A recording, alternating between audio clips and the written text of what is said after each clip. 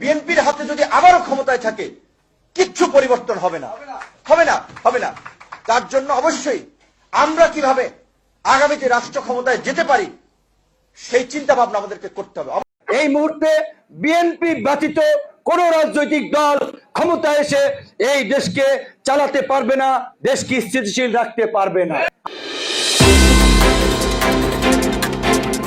একই মুখে দুই কথা বলায় বিএনপি থেকে বহিষ্কার হয়েছে নুরুল হক নূর।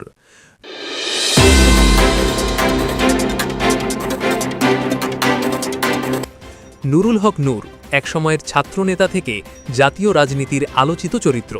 তার সাম্প্রতিক বক্তব্যে আবারও বিতর্কের কেন্দ্রে। একসময় প্রকাশ্যেই তিনি বলেছিলেন বিএনপি এই দেশ চালাতে পারবে না। তাদের নেতৃত্ব ও রাজনৈতিক সক্ষমতা নিয়ে প্রশ্ন তুলেছিলেন।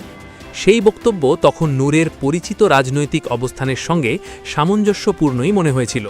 কিন্তু সময় গড়াতেই সেই নুরুল হক নূরই আবার বলছেন বিএনপি ব্যতীত কোনো দল এই দেশ চালাতে পারবে না। একই মুখে এমন দুই বিপরীত কথা বলায় স্বাভাবিকভাবেই প্রশ্ন উঠছে, নূর কি মত বদলেছেন নাকি রাজনীতির প্রয়োজনেই ভাষা বদলাচ্ছেন? এই দ্বিচারিতার আলোচনা যখন তুঙ্গে, তখন আরেকটি বিষয়ে নতুন করে সামনে আসে। নুরুল হক নূরকে কেন অনেকে বিকাশ নূর বলে ডাকেন? এই নামটি মূলত এসেছে তার বিরুদ্ধে ওঠা আর্থিক লেনদেন ও অনুদান সংগ্রহ সংক্রান্ত অভিযোগ থেকে। বিভিন্ন সময়ে সামাজিক যোগাযোগ মাধ্যমে দাবি করা হয়েছে রাজনৈতিক কর্মসূচি ও আন্দোলনের নামে বিকাশ সহ মোবাইল ফিনান্সিয়াল সার্ভিসের মাধ্যমে অর্থ সংগ্রহ করেছেন নূর।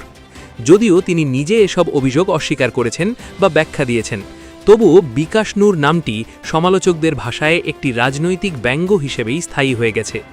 রাজনৈতিক পথ চলার দিকে তাকালে দেখা যায় নুরুল হক নূরের উত্থান ঘটে কোটা সংস্কার আন্দোলন থেকে। ডাকসু নির্বাচনে তিনি ভিপি নির্বাচিত হন এবং তখন তিনি কোনো প্রচলিত রাজনৈতিক দলের নেতা ছিলেন না। পরে তিনি নিজেকে তুলে ধরেন একটি বিকল্প রাজনৈতিক ধারার প্রতিনিধি হিসেবে। সেই ধারাবাহিকতায় তিনি যুক্ত হন এবং নেতৃত্ব দেন গণ অধিকার পরিষদে, যে দলটি নিজেদেরকে আওয়ামী লীগ ও বিএনপির বাইরে একটি তৃতীয় শক্তি হিসেবে প্রতিষ্ঠা করতে চেয়েছিল। তখন নূরের বক্তব্য ছিল পরিষ্কার, দেশের রাজনীতিতে আওয়ামী লীগ বিএনপি এই দ্বিদলীয় বৃত্ত ভাঙতেই হবে। কিন্তু বাস্তব রাজনীতি খুব দ্রুতই সেই আদর্শিক অবস্থানকে চ্যালেঞ্জ করে। সময়ের সঙ্গে সঙ্গে গণ অধিকার পরিষদের সাংগঠনিক শক্তি, জনসমর্থন ও নির্বাচনী বাস্তবতা নিয়ে প্রশ্ন উঠতে থাকে। একাধিক নির্বাচনে কাঙ্ক্ষিত ফল না পাওয়া, মাঠ পর্যায়ে দুর্বলতা এবং জাতীয় রাজনীতিতে প্রভাব বিস্তারে ব্যর্থতা নূরকে নতুন হিসাব কষতে বাধ্য করে, এমনটাই মনে করেন রাজনৈতিক বিশ্লেষকরা। এরই ধারাবাহিকতায় এখন তাকে বিএনপির প্রতি নরম, এমনকি সমর্থনমূলক অবস্থান নিতে দেখা যাচ্ছে। এখানেই আসে সবচেয়ে বড় প্রশ্ন, দুটি আসনের জন্যই কি নূর নিজের দল ছেড়ে অন্য রাজনৈতিক ধারার দিকে ঝুঁকেছেন? সমালোচকদের দাবি, বাস্তবতা বুঝেই নূর উপলব্ধি করেছেন যে বড় দলের ছায়া ছাড়া জাতীয় সংসদে টিকে থাকা কঠিন। বিএনপির সঙ্গে ঘনিষ্ঠতা বাড়ালে নির্বাচনে মনোনয়ন পাওয়া বা রাজনৈতিকভাবে টিকে থাকার সম্ভাবনা বাড়ে। এই হিসেব থেকেই তার অবস্থান বদল। তবে নূরপন্থীদের যুক্তি ভিন্ন। তাদের মতে এটি আদর্শ বিসর্জন নয়, বরং বৃহত্তর রাজনৈতিক বাস্তবতা মেনে নেওয়া। সবশেষে প্রশ্নটা এসে ঠেকে এক জায়গায়, নুরুল হক নূর কি সঠিক পথে এগোচ্ছেন নাকি ভুল পথে? কেউ বলছেন রাজনীতিতে স্থির অবস্থান না রেখে বারবার কথা বদলানো বিশ্বাসযোগ্যতাকে ক্ষতিগ্রস্ত করে। আবার কেউ বলছেন রাজনীতি স্থির কোনো জায়গা নয়, সময় ও বাস্তবতার সঙ্গে অবস্থান বদলানোই একজন রাজনীতিবিদের টিকে থাকার কৌশল।